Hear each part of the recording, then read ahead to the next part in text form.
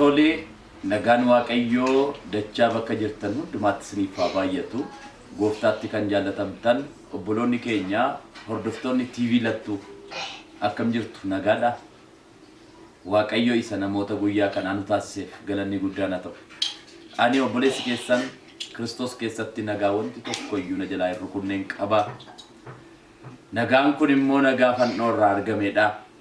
Maqaan waaqayyoo haa eebbifamu. Tole gama kanaan hordoftoonni amantaa kiristiyaanaa marti baga ayyaana du'aa ka'uu gooftaa keenyaa Yesuus Kiristoos isin ga'e jechuun jaalladha. Ayyaanni du'aa ka'uu yaadannoon gooftaan keenya waggaa 2000 dura du'aa kan inni ittiin ka'e kan kiristiyaanni ittiin yaadatu seenaa guddaadha.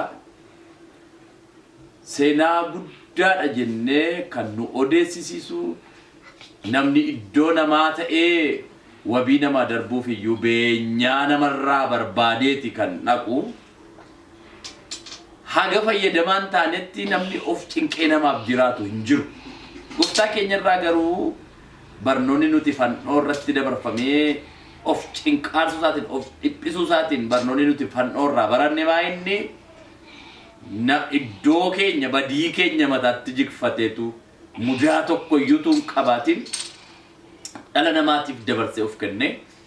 Akkuma Isaayyaas boqonnaa 53 lakkoofsa 4 irraa kaasnee gaafa ilaallu nagaa nuu kennuudhaaf nagaa akka argannuuf jedhee barreessa abbaan barreeffama sanaa Isaayyaasii. Nagaa akka argannuuf caccabsamee reebame jedha.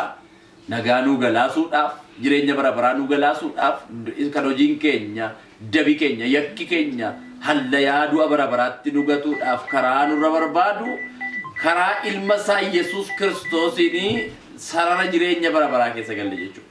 Kanaafuu kanan dubbachuuf achi as ba'ee baga waaqayyoo ayyaana kabajamaa isa ittiin duuti keenya jireenyatti jijjiirame kana isa ittiin salphinni keenya ol fudhatee jijjiirame kanaan baga waaqayyo isin ga'ee baga keessan baga waliin geenye jedha.